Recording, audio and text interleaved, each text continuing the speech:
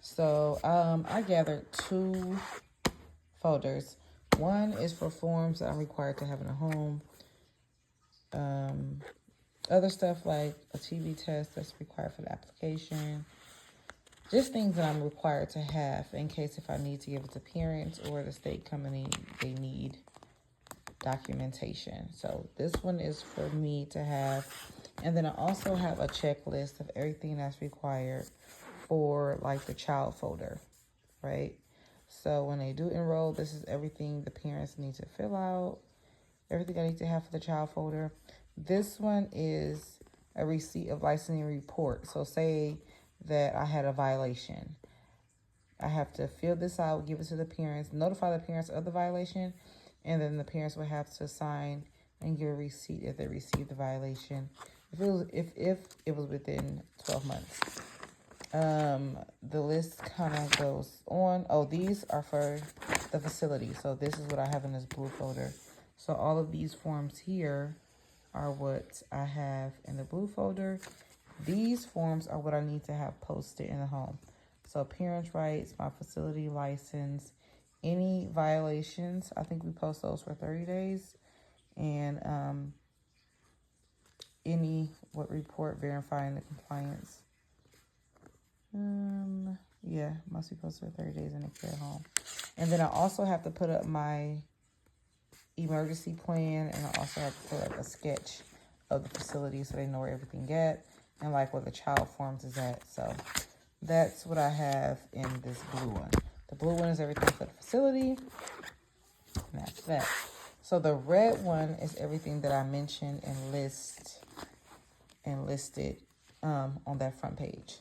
So I have this on the front. It says all the forms. So we will go down the list, and then I'll also show you the forms. Like I tell you, I'm in California, so everything that I mentioned is for the state of California. If you see the forms, everything's for the state of California. So the first form is the identification with emergency contact information. So that's this one. I just made a few copies. I have a printer, but I just made a few copies. This is an infant sleeping plan. So the law requires that all infants should be laying on their back. If the doctor requires side laying or a different position, the doctor will have to authorize that. That's what this form is for. So all of these forms, when they enroll, all of these forms need to be filled out by the parent if needed. And then behind that one, I have a infant sleep chart. California law states that every 15 minutes, you have to check on a child up to 2 years old if they're sleeping and document time, initial, date, what they were doing, position, any comments, like if it was a fever, whatever comments you want to add, you can add that there. This form was actually, I was going to make one, but I Googled this one and got it offline. It's from another company. I'm just going to wipe out the company and put mine, but yeah. So, I like that. Here's consent for emergency treatment. So in case anything happens, you can call 911, the parents' consent of that. And the next one behind that is for immunizations. So this is if they don't have a current immunizations, their doctor can fill that out. But if they do, you can just go down this list. I only got one copy of that. This is all the immunizations that's required. So I'll check out their current list, make sure they're all up to date. This is a nebulizer consent. So if the child needs to use a nebulizer, it gives me consent so I can use it. And this is for blood glucose testing in case if the child needs to be tested, their blood sugar needs to be tested. That's consent for that.